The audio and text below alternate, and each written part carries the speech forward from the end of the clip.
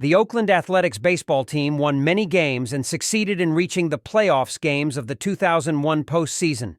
When they lose the elimination games against the Yankees, their general manager Billy Beane is very disappointed. He knows that several good players will soon be leaving the team, i.e. star players Johnny Damon, Jason Giambi, and Jason Isringhausen. Beane negotiates for replacement players in the hope of assembling a competitive team for the following year, but the team's budget for payroll is limited. During a visit to the Cleveland Indians, Beane meets Peter Brand, Jonah Hill. Brand says that he is a Yale economics graduate. Beane sees that Brand has radical ideas about assessing players' value. Beane tests Brand's theory by asking whether Brand would have drafted him. Despite the fact that Beane was a major league player before becoming general manager, and scouts considered Beane a phenomenal player, Brand says that he would not have drafted Beane until the 9th round. He adds that Beane would probably have gone to college instead. Sensing opportunity, Beane hires Brand as the Athletics' assistant general manager. The team's scouts are first dismissive of and then hostile towards Brand's non-traditional ideas for scouting players. Rather than relying on the scouts' experience and intuition, Brand selects players based almost exclusively on their on-base percentage, OBP. By finding players with a high OBP but characteristics that lead scouts to dismiss them, Brand assembles a team of undervalued players with far more potential than the A's hamstrung finances would otherwise allow. Despite vehement objections from the scouts, Beane supports Brand's theory and hires the players he selected, such as unorthodox submarine pitcher Chad Bradford. Following the free agent signings, Beane finds that he also faces opposition from Art Howe, the Athletics manager.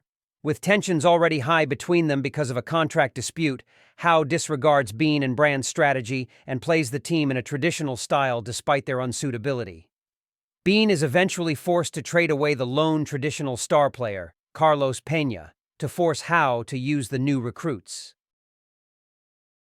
Early in the season, the Athletics fare poorly, leading critics within and outside the team to dismiss the new method as a dismal failure. Beane convinces the owner to stay the course, and eventually the team's record begins to improve. Ultimately, the Athletics win an unprecedented 20 consecutive games, setting the American League record. Their streak is capped with a victory over the Kansas City Royals. Like many baseball players, Beane is superstitious and avoids attending or sometimes even following games as they are in progress. His family convinces him to go to the A's game against the Royals, as Oakland is already leading 11-0 after the 3rd inning and appears set to continue their winning streak. Beane arrives, only to watch the team go to pieces and allow the Royals to even the score. Finally, the A's do clinch the victory with a walk-off home run by one of Brand's picks, Scott Hatteberg. Despite all their success, the A's lose in the first round of the postseason, this time to the Minnesota Twins.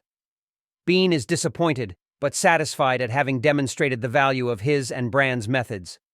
In closing, the film notes that Beane passed up the opportunity to become the general manager of the Boston Red Sox, despite an offer of $12.5 million a year salary, which would have made him the highest-paid GM in baseball history. Also noted is Boston's World Series victory soon after in 2004, based on the theories that Beane pioneered.